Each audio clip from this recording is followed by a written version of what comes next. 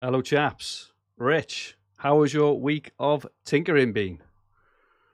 Oh, hi, mate. Yeah, starting to really hit top speed now. I am in danger of a bit of burnout already, and it's only Monday, so I need to stop making changes. Hopefully, you can talk me out of something later on when you see my I'm team. looking But forward. I'm yeah, looking it's, forward to it's it's seeing hectic now. it. Hectic. It is. I'm looking forward to seeing your team, Rich. I saw your team reveal on the channel, which was really, really good. Obviously, it's probably changed maybe a little bit since then, but yeah, it's good. It's going to be interesting to see your team. I've been the same, tinkering about. I keep messing around with Salah or Salah, not Salah, sorry, Kane or Son, then Haaland or Kane, and I think I've convinced myself to go for a couple of cheap mids. I've got a question for Adam, but firstly, Adam, Mm, great to have you back.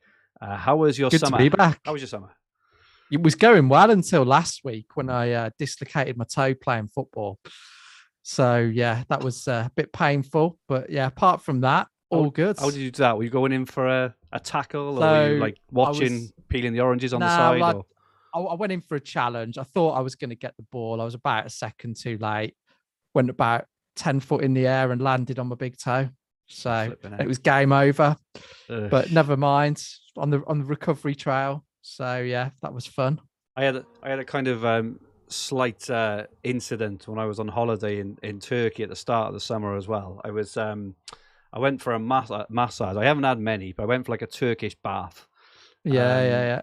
with this woman who was only really small. It's just been about like 4'4", and I'm laid on my front, and as I'm obviously laid down, I can see her feet in front of me, and she's asked me a few questions, a bits and pieces, and she asked me, "Do I want it kind of?" Do I want the massage to be, in her words, she said, soft or hard, right? So I was like, oh, let's go hard. Come on, let's do it. Because I've had a back massage before, and I really, really enjoyed it. A proper, like, Yeah, yeah. give me a good pummeling.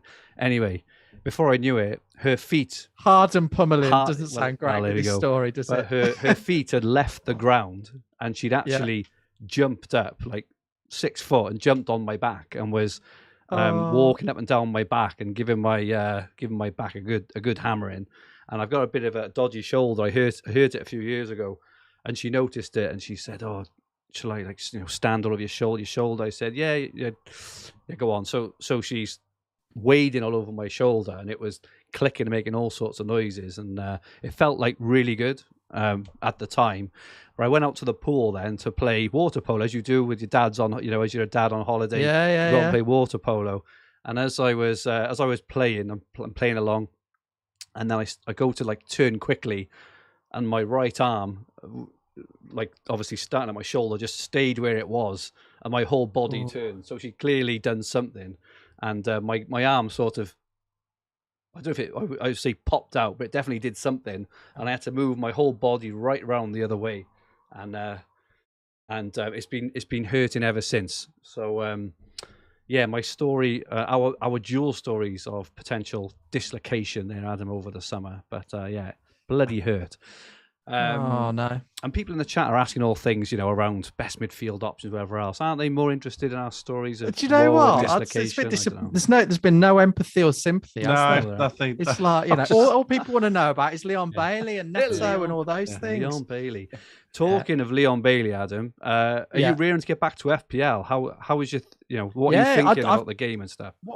I think I've done quite well. I've stayed away from it for a good few weeks. So unlike a lot of people who've already got decision fatigue, I feel fresh and ready to go and looking forward to it. So yeah, yeah, I think I've got a couple of decisions to make, but I'm fairly set on what I'm going for, I think.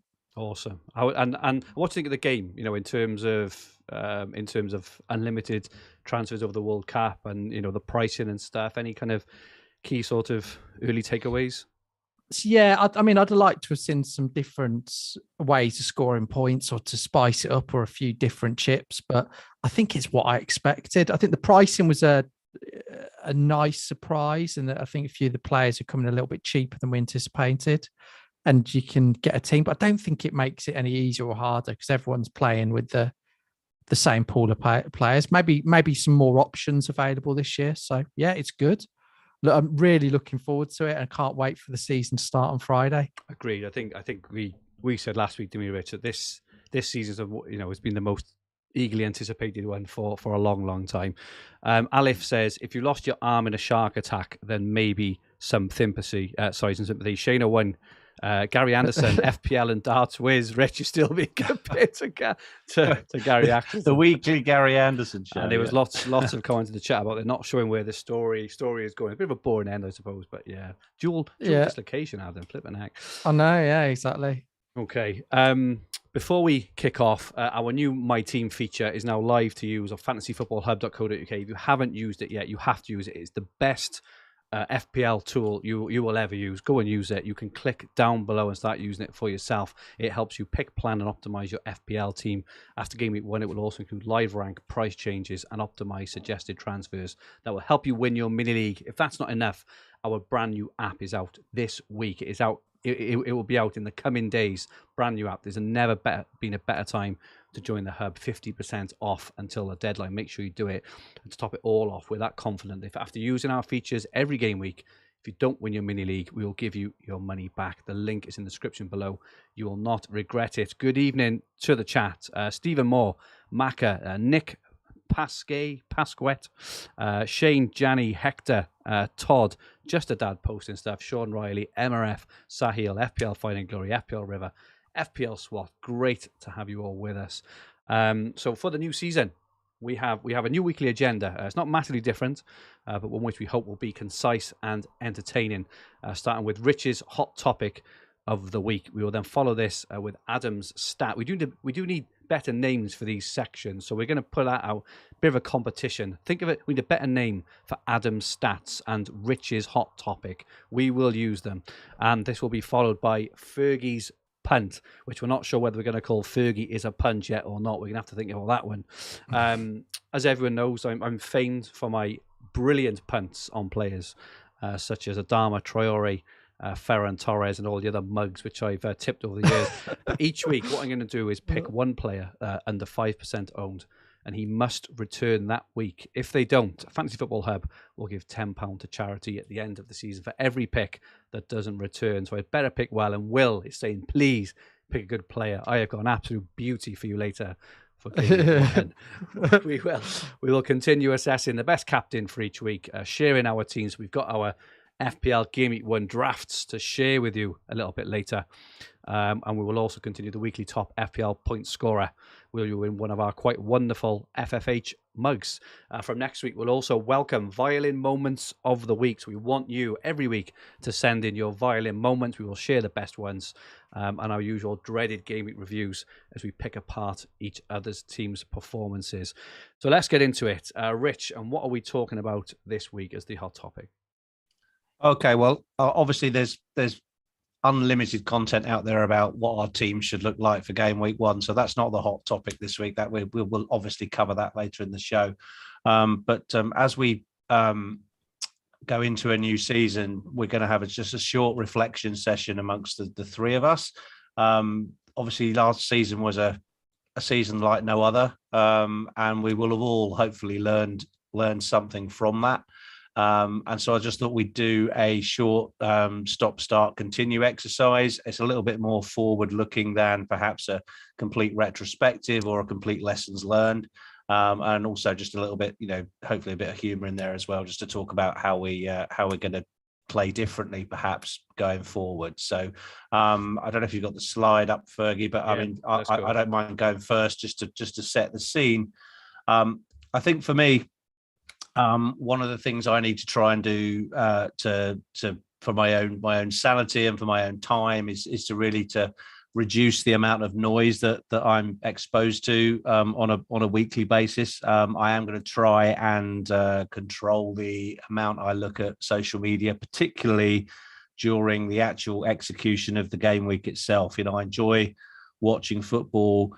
I like to look at the games and then think about them at the end. I think one of my pet hates is that I really don't like people who tweet their rank in the middle of a game week. After like 30 minutes of the first game or something, they're out there saying, "Oh, look, I'm in the top 10k" or whatever. I really don't like looking at that. And when you light up Twitter on a Saturday afternoon, that's 9 out of 10 tweets and stuff like that. So I just kind of want to want to cut that out. Fine if you like it, go on there, but it's just become a bit too much for me. So that's one thing I'm going to stop doing. Just enjoy the football, and then at the end of the game week, I'll start to look about what opinions are out there and that kind of thing. I did that. That's a really good point, Rich, because it crosses over with one of my points. But I found towards the second half of last season, I was able to switch off the games in the game days, really escape the noise, and you get a totally different perspective on things. You're not living and breathing every single play. Every time a player scores, you've gone up 2K, down 3K, etc. Yeah. It just gets ridiculous. And I completely agree with you. Even at the end of game week 1, your rank doesn't really matter. Game week 2, it doesn't really matter. But even worse, in game week 1, when you still got games to go, it's totally irrelevant, really, isn't it? Exactly. Someone, who has or hasn't got Gabriel Jesus on Friday night, it's just not going to make any difference, is it? So thank you for that support. And I'm really going to give it a go, because it's sometimes, if I'm on my sofa, I can get drawn into, there's apps out there that literally track every point and its impact on you. And if that's for you, that live environment, then, then that's fine. But I'm going to try and just shut myself down from that. Mark O'Leary just in the chat, Rich, just says 3 Arsenal, 3 Palace, and Jesus captain. Top 10K come Friday night. Yippee! I like that. Right. I like that idea. Yeah, people do that, don't they? They set themselves up with a max team so they can be number 1 overnight on the Friday. And James Thompson come up with a name for your section, Rich. Rich Pickings. I like that one. I like that's that. good. That's good. I do like that. Thank you. Yes. All right. And then, so let's move on to what I will start doing. This is another real reflection. I think, it's fair to say that I'm a bit more of a traditional type FPL manager. I play the eye test. I look at fixtures, have always played that way, and fundamentally taken most of my lead from that type of approach. But I have to accept that the game is evolving, and that there are a lot more tools out there. There is a lot more statistical modeling and a lot more evidence out there that will help with decision making. It's not something that I use, I think, quite enough. And Adam's going to cover some of this later on for us. But certainly, I'm making a pledge that I'm going to try and use statistics more in my decision making. I don't think it will completely take over, but I want to try and integrate it into my planning somehow. So any suggestions or help there as to what I should do will be great, because that's an area that I just want to focus on improving. So do you, at the moment, so we're going back to last season and the seasons before, do you factor statistics into your decisions? Do you look at things like XG, expected goal involvement, expected assists, or very not that much? Not that much. If it's a tiebreaker between 2 players, then I'll have a look at the comparison tool on the hub, or I'll start looking at some Opta stats. But it won't be a sort of like, very procedural or regimented in terms of a process. It will be in an ad hoc way. So I'm not always using it, and so therefore I think I can miss a big variance between 2 players on certain key stats, and I want to make sure I'm checking them so that I don't make a mistake, and actually can possibly see other opportunities by integrating it into my play. So get a more balanced view. Yeah, I think that's sensible. Yeah. And then finally, I think my continue is more of a kind of, I don't know, a positive thing about judgment. I've always been sort of quite, we don't often use the word judgment in terms of FPL, but I've always trusted my judgment. So it's ultimately, I think this is becoming more important than ever, with so many sources of information out there that will turn your head, in terms of someone over here shouting, go for this guy, or play my way, or look at this lovely tool, and you should use this all the time. It's really important to back yourself in your own strategy in terms of what you're doing, and always think that actually, if you think someone's the best option, forget what somebody else is saying, go for that captain, go for that person, go for that setup, because fundamentally, if you've been getting it right for many, many years, then you should get it right again most of the time. And I'm just finding that with all the additional sources out there, that it's really important to remember to back yourself, which is something I've historically been good at doing, but perhaps on a couple of occasions last year, I can pick out two. One was where I, got sort of hoodwinked into upside chasing on Bruno Fernandes, sold Mo Salah for him. And that's the week that Mo Salah banged in 19 points. And that cost me about 40,000 places. That was a mistake, but partly, influenced by double game weeks and other thinking and stuff like that. And similarly, another one that I just recall was I was reading content that was saying, it's fine to go into game week 30 with 7 or 8 players. Do you remember that one? I think that was Adam's team review, wasn't it? It was the big blank game week, and there was a lot of people saying, if you've got 7 or 8, you'll be fine, and not if 2 or 3 of them are injured and one of them gets sent off, you're not. Is that the one you were on like -1 until Harry Kane? Apart from Harry Kane, I got 1 point net. Yeah. Amazing. So there we are. But yeah, trust your judgment. And apart from those 2 incidents, I will. I think I wonder, Rich, if you just had a slight case last year of the first year sort of content creator thing where you feel sometimes that if you don't go with the crowd a little bit with certain things, then it's hard to come on next week. And I think that's a subconscious thing. I definitely had it. I think Adam, you may have had it a little bit, but it happens to lots of us. Yes, you can't carry on being great every week, can Tough. you? You've got to. And also, I think there's some of that. As I see my rank sliding away, I've got to do something about it to arrest it. So there is definitely something in that, mate. All right, that's me. So if you can move on to Adam, do you want to talk through your stop, start, continue, mate? I need to stop getting violins. That's the first thing. You're lucky. You're lucky. It's pre-season, Adam, because it's here ready and waiting for you for next week. Oh well, yeah. When you see my team, it could be happening again next week. So I think the stop for me is looking for confirmation bias. So what I mean by that is that often there'll be situations where I'll ask for feedback on my team, or I'll ask people's opinion, hoping and trying to push them in one direction. And I think if you get to that point, it's just pointless because you're looking for confirmation bias. And so I think it's fine asking for feedback, but just be aware. It's like when you did the magic coin, wasn't it? I mean, that's a really good example of confirmation bias. So I think that's something that I'll be looking to avoid, or just be very aware of it and try and have a balanced view of the alternatives. I've noticed in pre-season there are a couple of times where I've been putting teams together and there's maybe been some biases in there, and I've been looking for data to really support that rather than looking more objectively at it. So, and sometimes I can be quite stubborn on things, which doesn't help. So I think that's the first one is around just trying to be as objective with data and biases and open to other ideas. The start is, I've written it down somewhere. So start is being more kind to myself actually on decisions and situations, because there's so much out of your control. And I think it's so easy and I think I got better towards the end of last season, but it's so easy to beat yourself up about every bad decision, or say bad decision, probably more bad outcome. But I think I'm confident in my decision-making process. I know what I'm doing.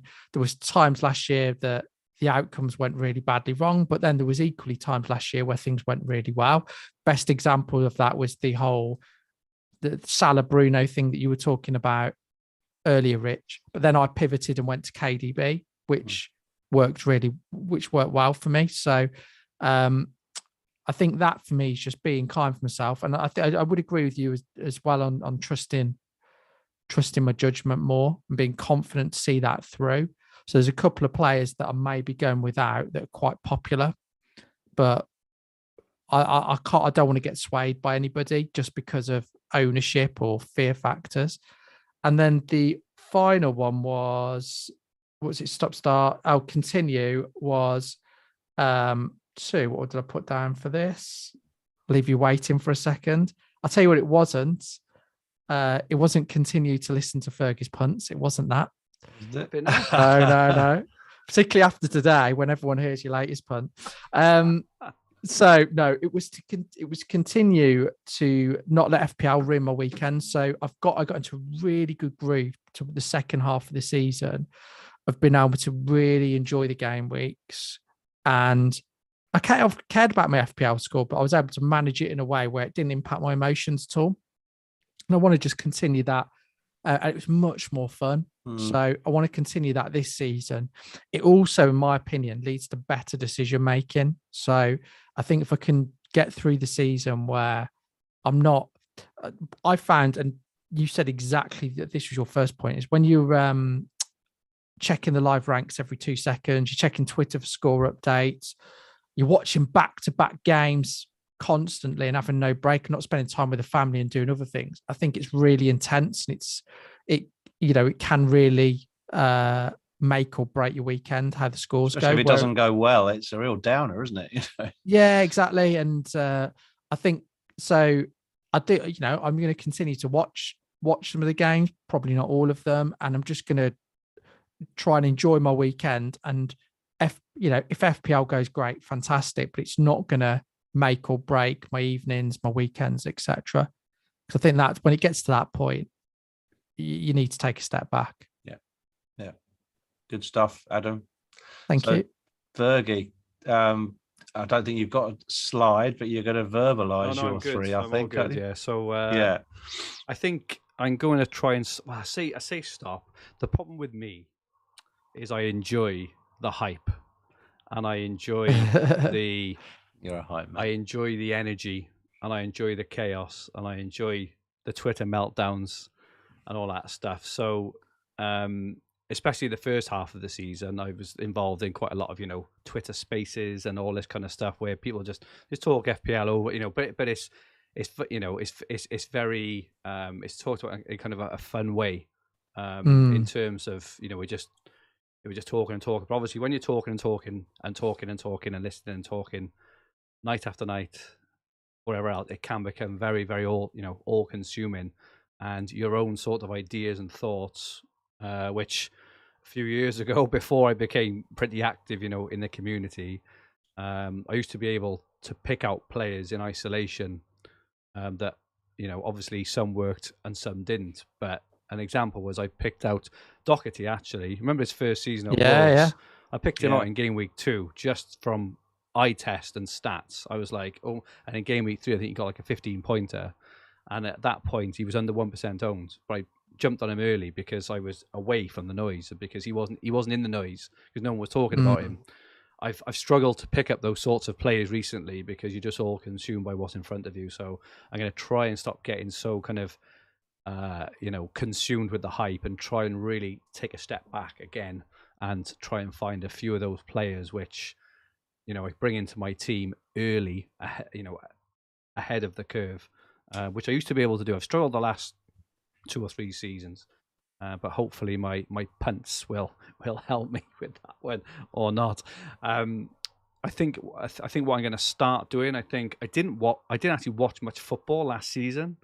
I'm not really sure why. I do remember when I went full time working in fantasy football a couple of years ago. I had a conversation with my wife, and I said, "You do know now you have to watch Match of the Day on a Monday morning, don't you?" And you can imagine what that was greeted with. But I do need to watch more football, I think, because otherwise I'm just relying on what everyone else says. It's kind of back to the first point. I think you're just relying then on other people's views rather than having your own observations. I remember, and this was donkeys years ago. I remember when Santi Cazorla signed for Arsenal, and he went on a run of goals. But I could see just a few weeks before the positions he was taking up. This is like 2012. But that's another example. I jumped on Cazorla when he was like not owned by hardly anyone, and he went on this massive run. But I wouldn't have seen it had I not watched the football. And it was the same with Gundogan a couple of seasons ago. Just watch where he's picking up the positions. What's he doing on the penalty spot all the time? And I've missed that. So I'm gonna try and do that again. I need to start watching more football, at least, the very least, the highlights.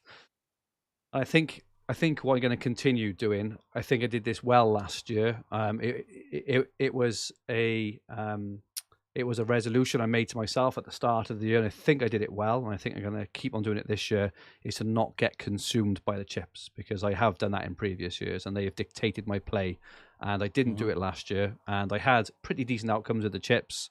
And I'm going to keep on doing that again, just not come all consumed, because one, I don't enjoy it. I don't enjoy the stress. I don't enjoy the hassle. And two, it's very rare that you get incredible outcomes by planning 6 weeks in advance for your bench boost, for example. So they're my three, I think. Excellent. No, I thought you were going to say you were going to continue to captain players from rubbish teams in double game weeks. I thought that was definitely I'm a captain Veghorst. No. Yeah. Let us know in the chat what your resolutions for the new season are. It'd be really, really good to know. And if any of them resonate with you, let us know in the chat as well. Thanks, fellas. So that's the Rich Pickens. That's the end of the first section. Rich Pickens. Next week we'll be doing another one. I'm sure it will be something to do with what goes on at the weekend, but we'll come up with that in reaction. But I hope you enjoyed that, and now we'll go back to the main event, Fergie. Lovely stuff. So let's go over to Adam's stats. We need a different. We've had a few names gone in the chat for this, but none which has really stood out yet. We've had some pretty spurious ones. FPL SWAT put something like Hopcroft stats or something along those lines. It probably looks better than it does saying it out loud. Yeah, but it's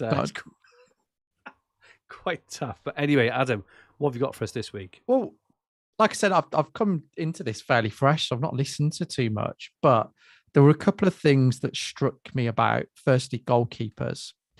And I think a lot of people are excited about the prices that Edison is, Mendy, and other goalkeepers.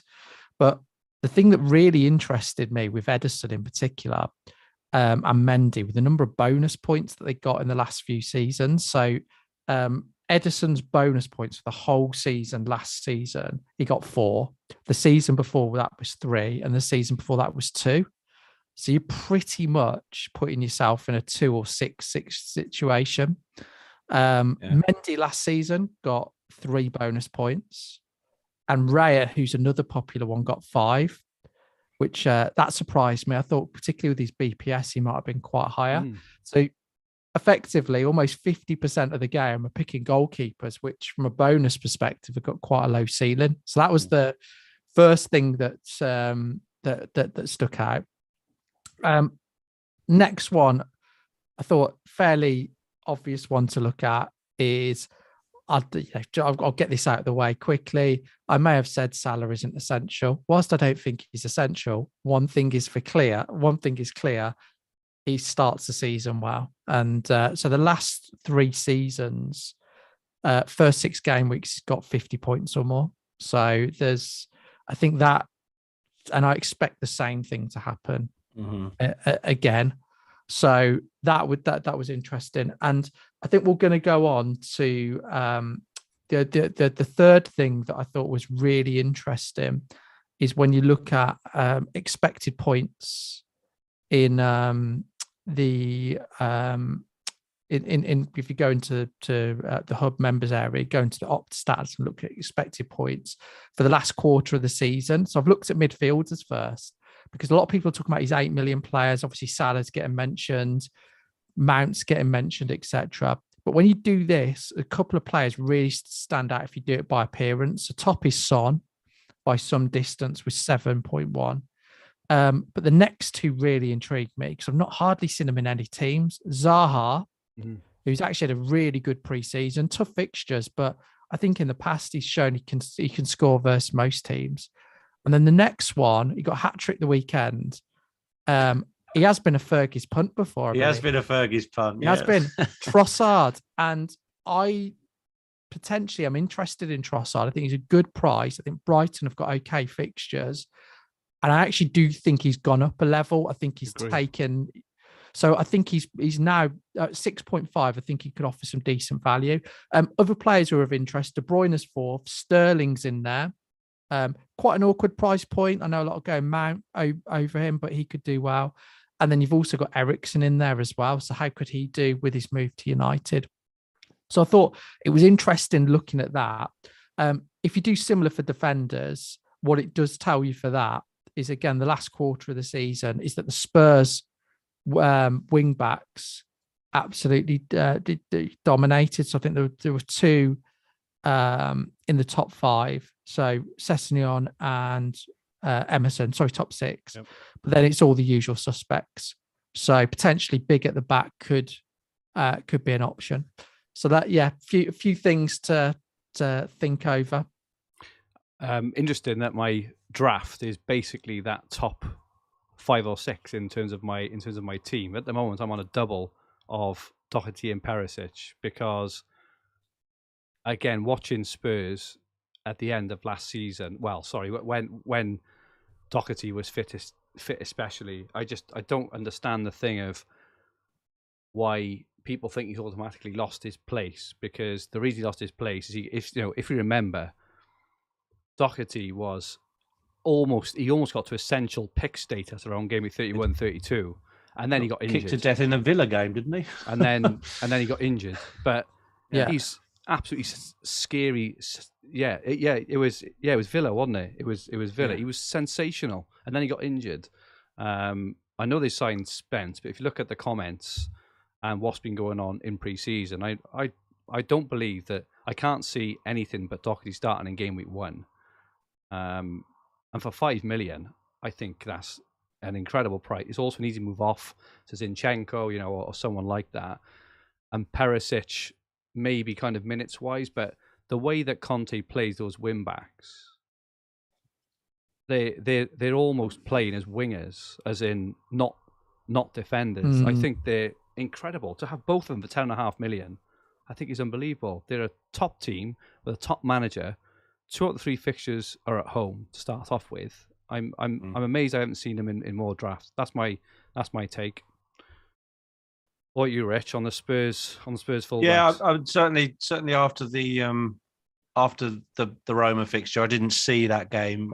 It was quite difficult to get hold of content-wise or view of the pitch. But by all reports, the Perisic had a very good game. I know it was only the Roma won the game 1-0, but he was extremely attacking, I think. And speak to a few Spurs fans, they're really talking up his chances, particularly Perisic. But yeah, maybe the double up is a little bit bold, but certainly there's nothing wrong with what you're saying. I'm not worried about the Chelsea fixture for Tottenham. I think they could do quite well in that game.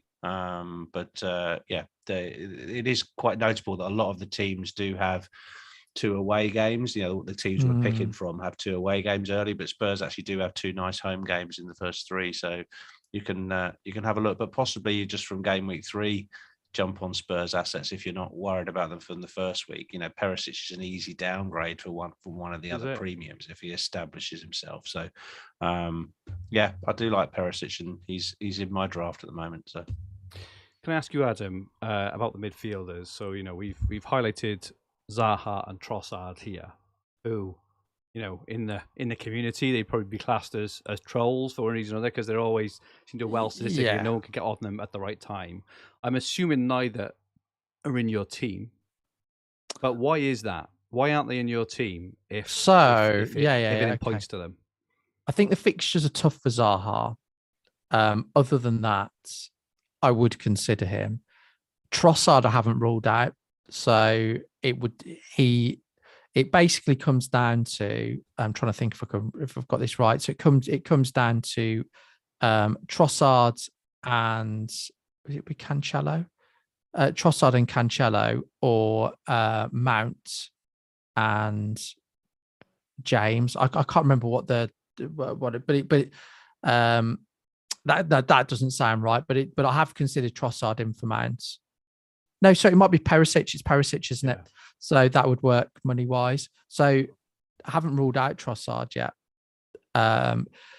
Structurally, I would like an 8 million midfielder. I think that's potentially why. And I think there's a couple of cheaper players than Trossard and Zaha, which have probably caught our attention. So I think that's the reason why there's just a few players that are cheaper and it's quite an awkward price point because there aren't. Most of the 6.5 money seems to be going towards Rashford, doesn't it? In terms of he seems to be the favourite at the moment. Yeah, not for me. That's a complete punt, isn't it? Rashford. It's just if you look at Trossard and how he performed last season, especially at the end of last season, as we've seen against Rashford. I don't really understand why people are looking at Rashford. Don't get me wrong. If he does start up front for United and they start well, he could be good, but not for me really. It is punty. We did have a question. I quite like how Brighton finished last season as well. I think at times, I mean, they beat Spurs, beat Arsenal, they beat United, they beat West Ham last game of the season. I think they won, didn't they? And I think he started, and I know they could lose a couple of players, but Dunk at 4.5 looks good. Yeah. I think Sanchez is probably the best 4.5 million keeper in my opinion, just because of how structurally they're set up. And got to bear in mind they had a lot of defensive injuries last season, so the stats will be a little bit skewed, showing that Webster was out for a bit, Dunk was out for a bit as well. And I don't know, I like Trossard. I think the end of last season, there was one match, I think it was the United match. I just thought he looked absolutely brilliant. I think the likes of Gross as well and a few others have looked good. So, yeah, I think Brighton could have a good start, and it wouldn't surprise me if they caused an upset at Old Trafford on the weekend. Can we ask you, Adam, just while we're looking at some midfielders, about a certain Monsieur Leon Bailey? Yes, of course. Caused a bit of a stir in the community. Played really well pre-season. Looked fantastic at his old club. Came to Villa, got injured. Came on as a sub a couple of times. Looked devastating. Got injured. As looked really sharp in pre-season. 5 million midfielder. Bournemouth first game. Question on everyone's lips. One, well, is he going to start? And two, should he be in our team? I think he's unlikely to start. I think he'll be on the bench. I do. No, not at all. I just thought I'd do that for banter. He's it worked. I'm just waiting for the meltdown. It was. He will. I think if he's fit, he starts. I think his last two performances, particularly the United game, he was sensational. He changed the game. There were a few other players, but he really stood out.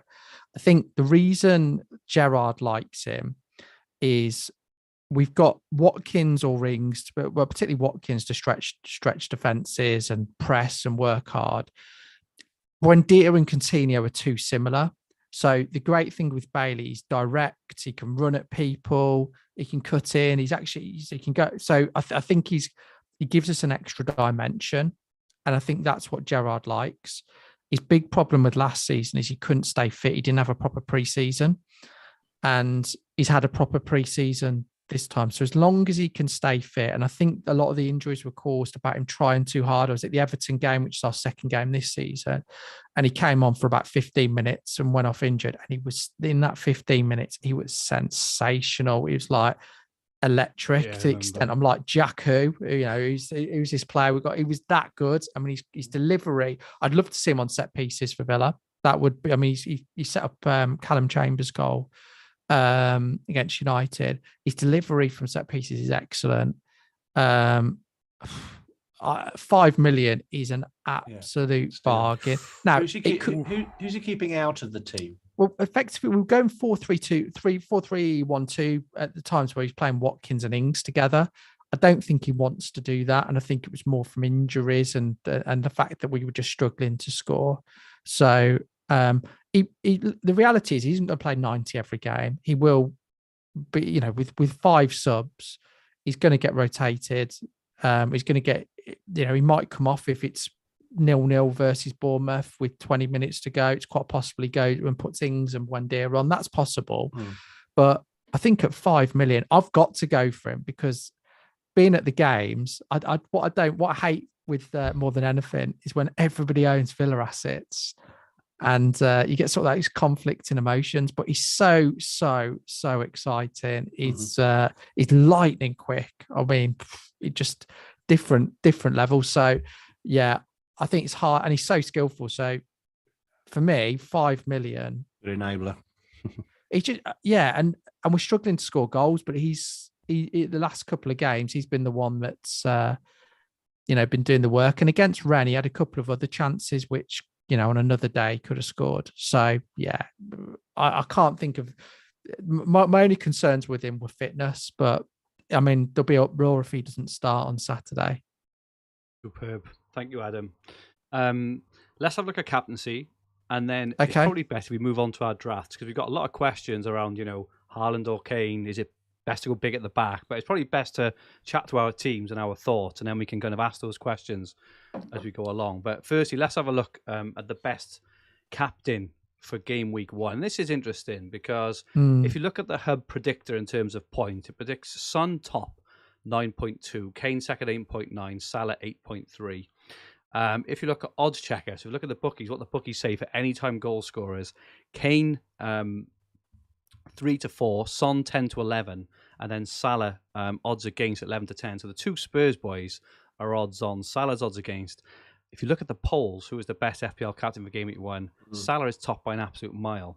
So we're going against a logical algorithm. We're going against the bookies. Is this because everyone's just scared of Salah, or is it purely because we think that Salah will score the most points in game week 1? Rich, can I come to you first? Okay. Well, I'm not sure exactly how the bookies algorithms work, or how they did it, but I think certainly past performance, based on what Adam just said in terms of Salah always starts the season well, 50 points in the first 10 weeks or whatever. First six, you're right. First 6 games, he's done that. He's been the top scorer in the game 3 years running. And I think it's just his reputation precedes him. So therefore he feels safe. He's also playing, it's probably not odds on because he's in an away game, but he's playing Fulham. They're a promoted team. Historically, they've gone straight back down again. And given what Liverpool did to Man City, what are they going to do to Fulham? I just think it's just the logical, safe choice. Other sort of softer factors, things like Salah's got his contract sorted out. He's at the beginning of a new deal. He's fit and motivated, and just all those sort of softer factors point to the fact he's a very, very safe captain to start the season with. I like Son and Kane. I think they'll do well. The obvious big thing about Son and Kane is they are the main source of points within the Tottenham team. It's normally always them that come up with the points, whereas with Liverpool, it could be a bit more spread around this year. But Salah's still the main man, and I'm not going to change my captaincy. Okay. We're also going to pick every week. We're going to pick the best captain, which you just done, Rich. We're going to pick an over captain and also a punt as well. So I'll give you a couple of minutes to have a think about those. Adam, what are your thoughts on captaincy this week? Just going back to your previous point, I think a lot of it will be down to ownership. So more people own Salah than they do Kane or Son. So that straight away will be the reason. I think most people vote with players that they own. And I think in terms of owning Kane, a lot of people are looking at Kane or Haaland. So it's a case of if you're looking maybe for the long term, and then you maybe will go Haaland. So a lot of people just won't have Kane. I think Salah is, for me, Fulham. If you read, I was reading Marcus Silva's quotes yesterday, but their team seems decimated. I mean, they've got like Tim Ream playing centre back. Yeah. I mean, you can't. Southampton will play 3 at the back as well, by all accounts. And Spurs at times struggled against 3 at the back. I think it was Brighton did it, and a couple of other teams did it towards. I think Burnley might have done it as well, and then at the end of last season. So it does seem to be a way to not stop Spurs, but make it more challenging for them.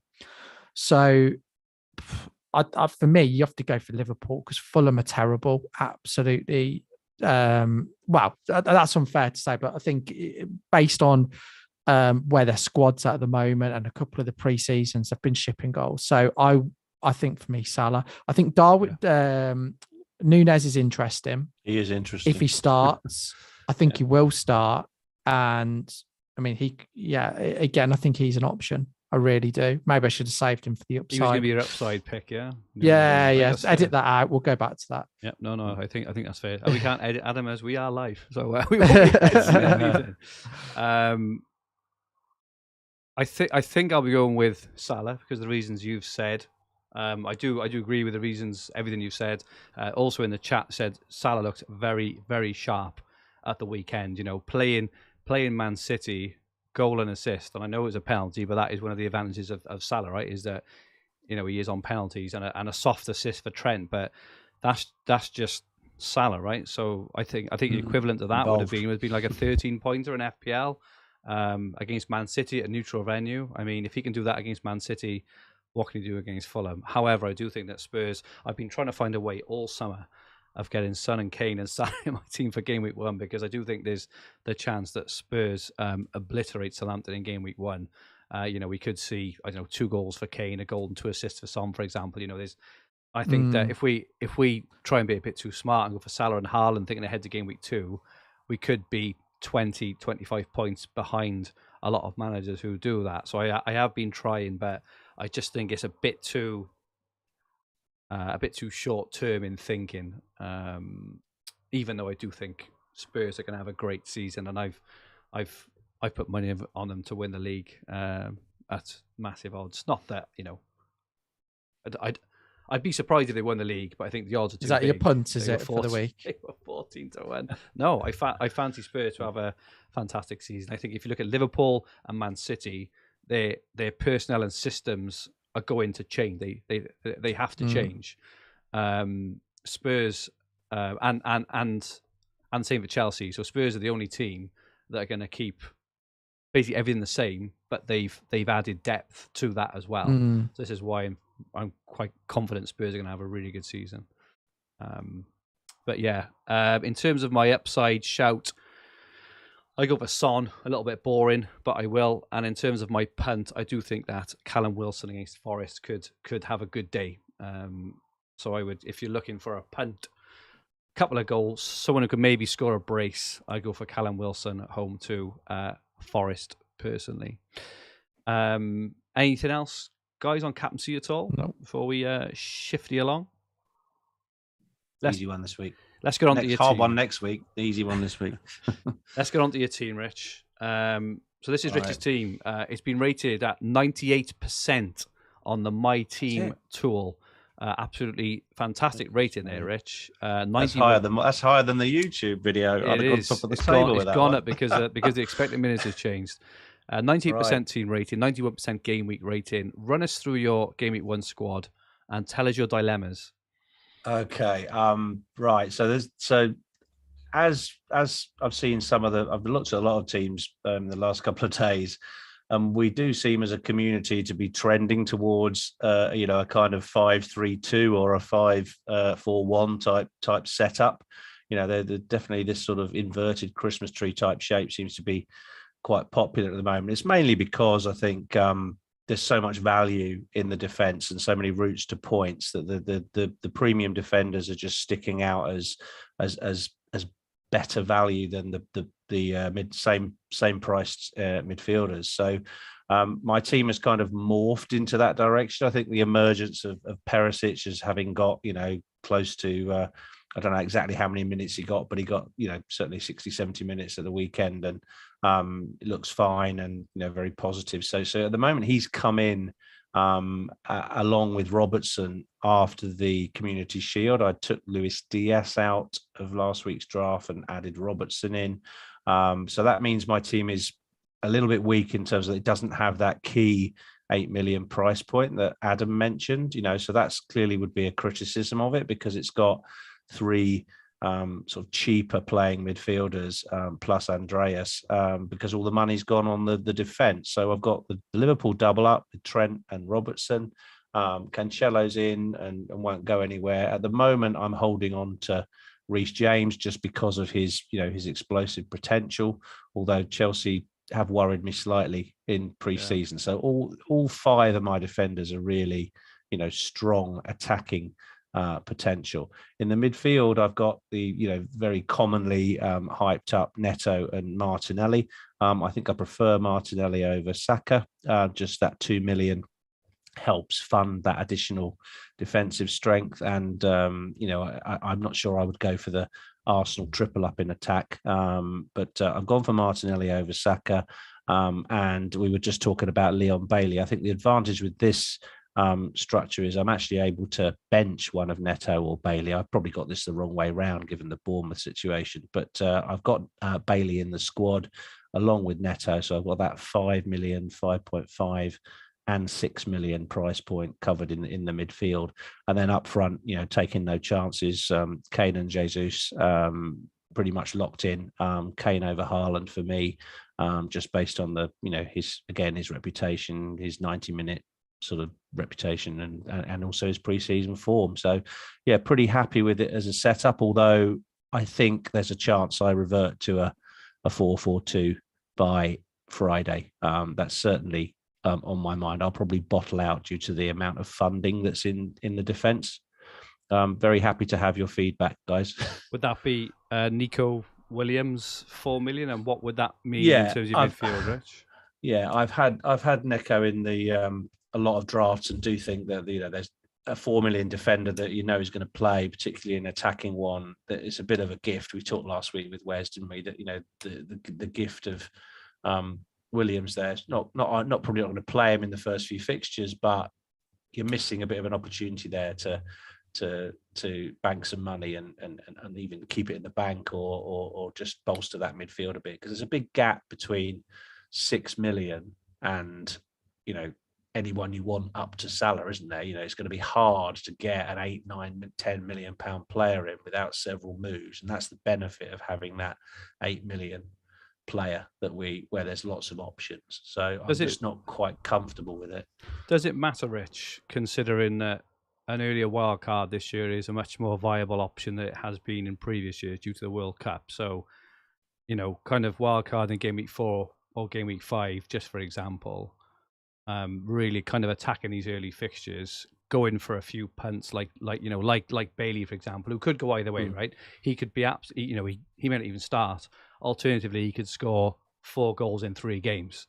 But either way, having that wild card in your pocket, I'm not too bothered about that 8 million price point. I think I would be what I'm wild carding for a period of 12 or 13 game weeks, but for an opening 4 or 5 game weeks, I'm not that fussed personally. What are your thoughts on that? Yeah, I think I've seen more aggressive teams than this. I think I'm probably less likely to wild card in game week 3 or 4. I think I'm trying to set this up to go sort of 7 or 8 game weeks. That'll be my initial. Okay. I think what I'm worried about is that if the midfielders, the cheaper midfielders, don't perform, I'm going to feel that it's going to test my patience, and I'm quite a patient manager, so I can feel if Sterling starts well, or I can't get to the emerging 8 million midfielder easily. I can see myself getting into restructures. It just feels a little bit unbalanced at the moment with that kind of 5 strong setup. Although lots of people are talking about it today, tomorrow it'll be something else. So that's just my main thing. I don't want to have too many decisions to make by the end of the week, but the formation of 5-3-2 just feels a bit restrictive. I think it's pretty clear what this has done, as I said, that a 4-4-2 is the ultimately most flexible structure to start this season with. I think you possibly see, Adam's gone that way. I don't know, but we've had some questions about 8 million midfielders. So I'm just going to switch to Adam's team. As you can see that he has indeed gone for a 4-4-2 with an 8 million midfield. Quite a similar team. Indeed. Obviously, apart from that, Rich, this is probably the team you will morph into. But look at it. 95% overall rating. 87% game week rating. What's your thinking there, Ad? And you've gone for Haaland over the Spurs boys. Well, let me answer that first one about Haaland. I just think he's playing Bournemouth at home second game. No. I'd be more worried. And Kane's got Chelsea away. I'd be more worried not having Haaland for that week than not having. And West Ham away, I don't think it's a bad fixture, particularly historically for City. They tend to score a few there. So Haaland will get goals. And I think they need to play him into form a little bit, I think they need to persist with him. And he obviously stayed on the weekend and they changed the wide players who I thought they looked better when they did do that. I think Alvarez could be an option further down, but that's a different. Foden looked good as well. So I think for me, I want to have the option. I still might captain Salah in the second game week, but I think Haaland. If I see an ultimate haul in the first 5 game weeks, if I had to bet my house on it, you'd go Haaland at home to Bournemouth. I mean, if he scored 4 in that, you wouldn't be surprised. Do you think it is there are a lot of people who are going Kane just based on the obvious factors. Do you think it is just a transfer waiting to happen and that after the first week, unless Kane scores 3, you're not going to keep him? I don't, but most people have got a choice between the two, and there are they're both world-class players, and the reality is they'll probably both do well. And you can do the hokey cokey and all that. In my experience, booking in transfers, you have to save a little bit of money in the bank in case they go up. It just creates a headache. I'm confident that Haaland can go close to matching Kane the weekend. I think he's I thought he was a bit unlucky against Liverpool. I thought he'd come into the game a little bit towards the end and probably should have scored. So I'm not too worried about Haaland or City at all. But it's such a tight call. You could go either way. I could make whilst I'm pushing for Haaland and I'm on Haaland at the moment, I could make an equally as compelling argument for Kane. I've tried looking with all 3 of them. I've tried ditching Salah, but Salah's the one. He's just so reliable that I don't think I can go without him. So I understand why you're going Kane. For me, Haaland seems a bit more exciting. But I think either or could do well. I've toyed with Darwin as well. And I've looked at, there are some teams which look all right with him, and I think he'll start and I think he'll do well. But I just look at Robertson and I think I thought he was sensational. He looked great the weekend. He's getting into some great positions. He was one of the top scorers the second half of the season. When I was looking at bonus, him and Trent absolutely kill it compared to other players. So, particularly if Nunes misses a couple of big chances, he's got no chance of bonus. So for me, I've just decided to go with Trent and Robbo. I've got an 8 million midfielder. The one that sticks out for me is Mount. I think it's fairly certain that they'll go with Sterling, Mount, and Havertz, and I think Mount will have plenty of freedom. I expect he's upped his game season on season, and I think he'll do it again. I just think if Sterling was the same price, I'd go for him. But I think out of all of the 8 millions, I think him and Saka are the best options. But with having Martinelli for 2 million more, I don't want to triple up on Arsenal attack. And then I suppose the glaring omission for my team is Cancelo. Cancelo. I was going to ask you about that. Actually. I can get him in. It would just mean that I can't have James or Perisic, which I might. So I think I can go for men instead of Edison, James, and Perisic. I could go Cancelo, Mendy, and Gabriel, which I might do. I've also considered. So basically, I'm going to have a City defender, whether it's Edison, Diaz, or Cancelo. Possibly 2. I might even double up. I had Edison. I took him out for Ramsdale. I think I prefer Ramsdale, but it's just trying to make it work, and whether I go for Reece James or not, he might be the one that ends up making way. Nice and balanced, Adam. Very balanced team. I just think that my experience, I see the arguments for going 5 at the back, and I think they're all valid, but I just want to be able to react to stuff. So the Mount spot, Foden in game week 2 could be someone I jump jump on because I thought he looked very sharp when he came on the weekend. You know, if I don't treble up on Arsenal, which I haven't so far, I could jump on Saka further down the line. There's Kulusevski or whatever his name is. There's plenty of good options. Zaha a bit further down, you know. So I just looking at the history as well. There tend to be more goals early on, and if I want to look back, maybe not so much. Last season wasn't too bad actually, but it tends to be the attackers and midfielders tend to start quite well. That's the how. So therefore want to go quite balanced and not too reliant on defenders. I think that Chelsea Spurs fixture puts me off a little bit as well because I think both teams will score. Agree with that. So therefore, I'm losing 2 clean sheets straight up. So yeah, I don't. Yeah, that I'm fairly set. I think my only decision really is: do I stick with Mount or go Trossard? I think I'll stick with Mount, and then it's Edison, James, and Perisic. There's a few options. I could go Diaz. So I could go Diaz, Ramsdale, and can't remember what the options are now. I've got 3 different options, and to be honest, they're all a much of a muchness. So apparently Newcastle have just put in a 50 million bid for James Maddison, which will be interesting. Think again. I think that person makes Wilson. I think I would love to be able to fit Wilson in my team. I just think he's going to have a storming season that just doesn't quite fit in with the price points ahead. I mean, you have to go for Jesus, right? I think the preseason form, the team he's in, their fixtures after game week 1 are just sensational. But anyway, thank you so much to everyone who's joined in. We've just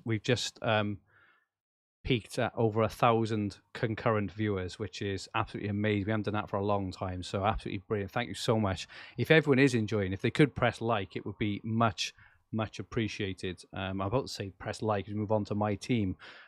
My team looks again, it's quite similar, but I have got designs of switching it. I'm just not sure what to do yet. Again, this is my thing, right, chaps? I've got my team, which I'm fairly happy with for a number of reasons, but I don't know whether I actually want it to be this. I've got this kind of thing around having threemium with Callum Wilson, which is completely it'll give you an incredibly imbalanced team. But then I do wonder whether after 3 or 4 game weeks, does it even matter if they go off at their premium tags? I could be ahead of everyone anyway, and then just wildcard. But let's have a look at my team as it stands. I've got Mendy in goal, which again, I'm going to speak kind of openly. So I've got a team rate of 97%, game week rating 90%. I've got Mendy in goal, which I think is complete and that's a no-brainer, and I do not understand why anyone's going for anyone else personally.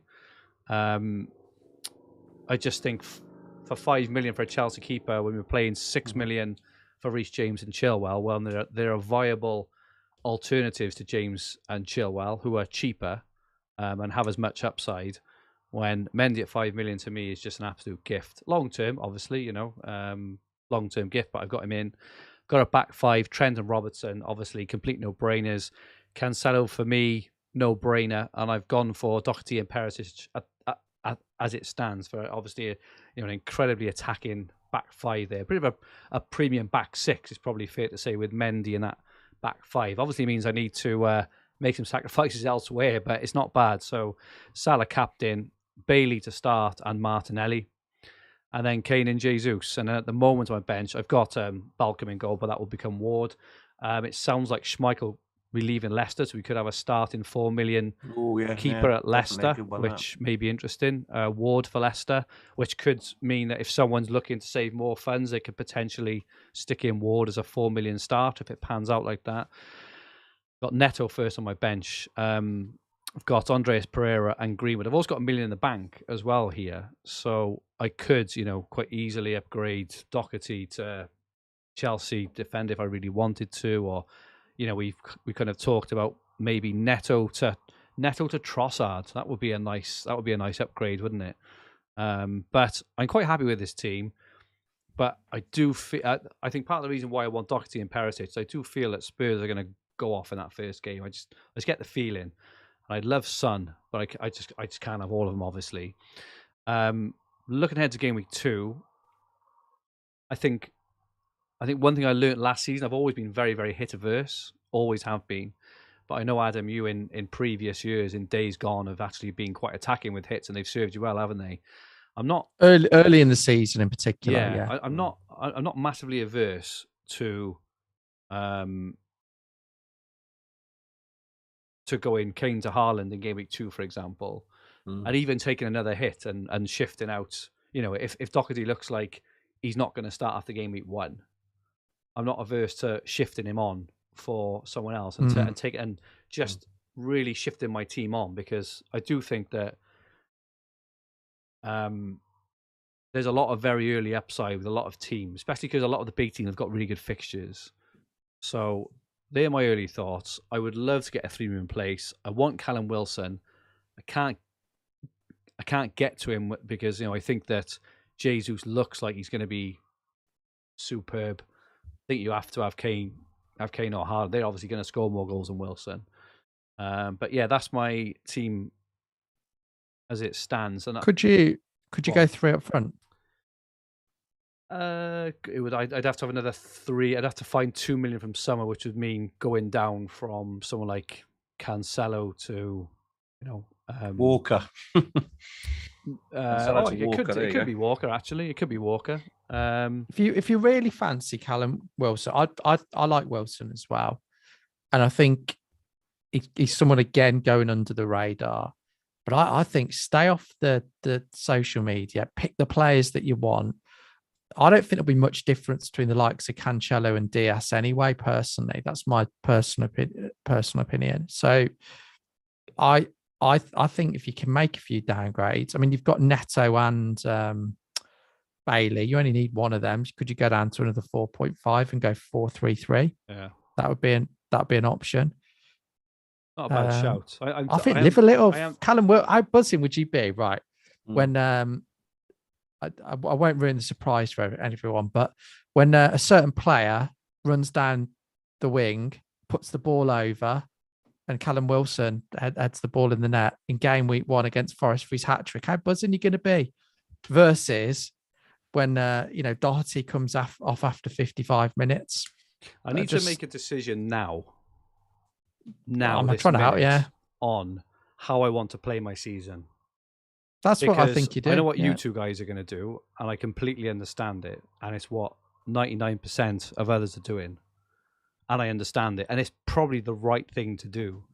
But do I just completely ignore everything and just go with what I want, but risk having a horrendous start?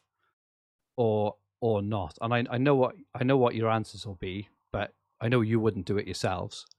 Hang on. What do you want to do? I'm trying to say, do I just like go with like Wilson, for example, would completely disrupt the rest of my team having Wilson in, but yeah, it would, yeah. And obviously having 3 up front is not, is not ideal, especially because I don't think they're optimal.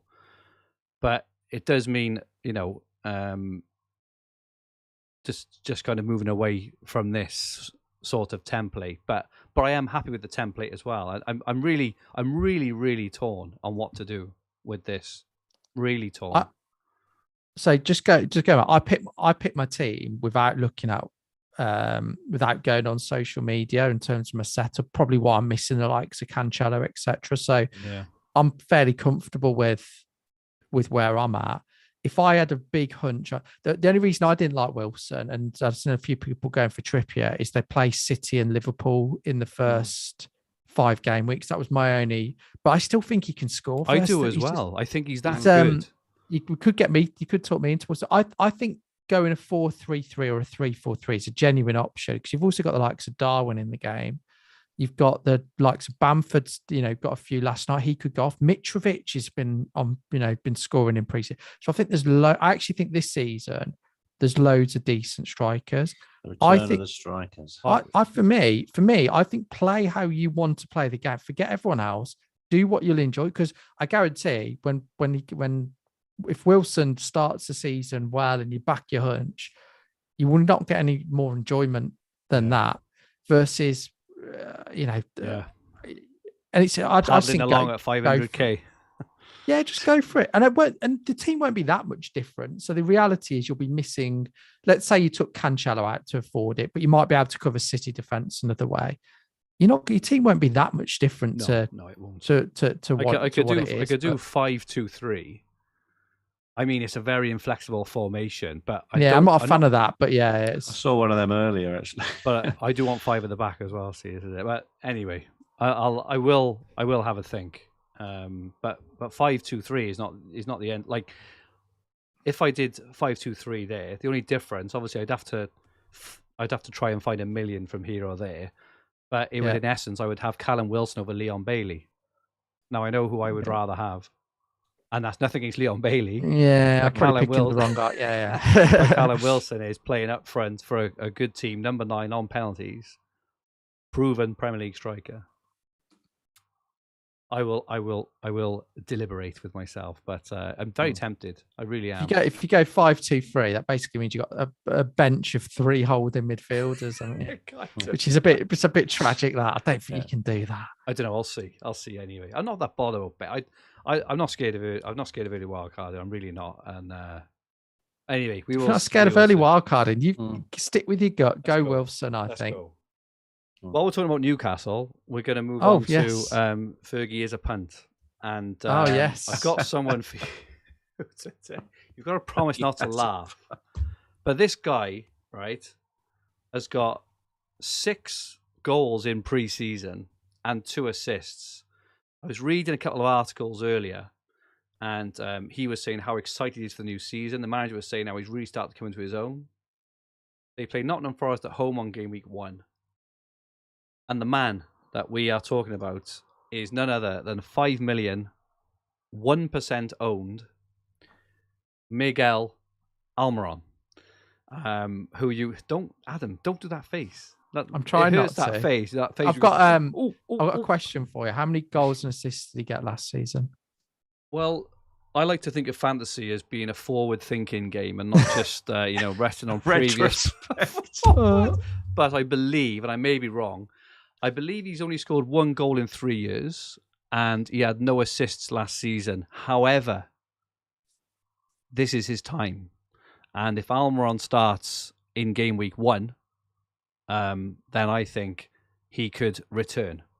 And if he returns, I'm 1-0 up against you guys, which will give me great pleasure. I don't know. And the Hub don't have to give charity £10. Not that we shouldn't want to not to give to charity, but he's my punt for game week 1, guys. I've got to do a punt. There's no point saying each week. There's always saying Callum Wilson, right? Because are you tempted to put him in your team? Because you're talking about going for cheap midfielders. It would be a 1 week punt. That would. Yeah. So no, because it would be if I was making a team for 1 week, I would for 5 million because they're home to Forest and he's on form. I think he starts.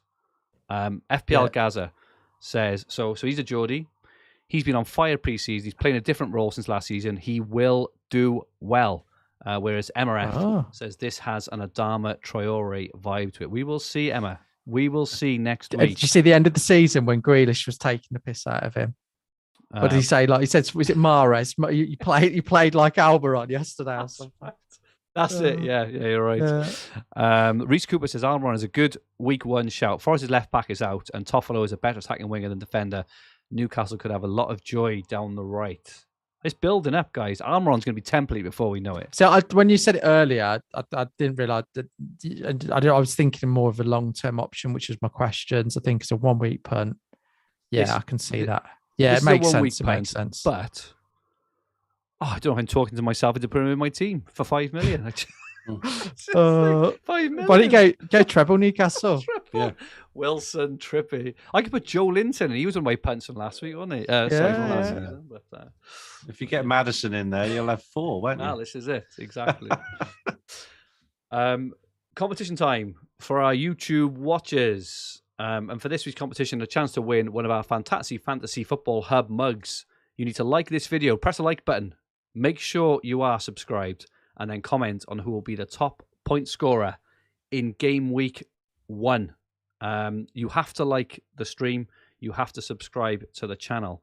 Rich, I come to you first. Who do you think will be the top point scorer in Game Week 1. We're not going for any of the captaincy favourites. That'll be the thing this season. So you can't go for Kane, Salah, Son, or Haaland. You go for anyone else. Who is going to be the top point scorer in Game Week 1? Premium. Oh, it's tough. That's tough. I think Darwin Núñez. Oh, good shout. Lovely shout. Good shout. Adam, who's going to be the top point scorer in Game Week 1? Well, I'm going to go for this player who's been on fire in pre-season. He's got 6 goals and 2 assists.